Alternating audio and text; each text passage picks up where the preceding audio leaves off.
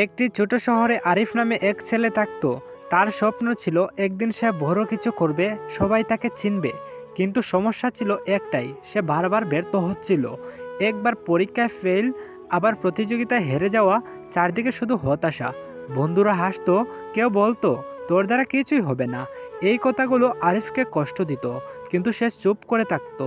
একদিন সে গ্রামের এক বৃদ্ধ শিক্ষকের কাছে গেল। শিক্ষক তাকে একটা গাছের ছোট চারা দেখিয়ে বললেন, এই গাছটা দেখছো?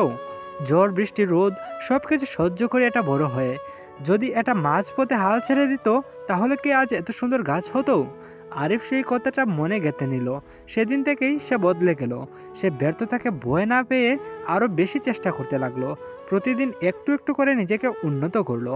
অনেক বছর পর সেই আরিফই বড় একজন সফল মানুষ হলো। যারা একসময় তাকে নিয়ে হাসতো, তারাই এখন তাকে সম্মান করে।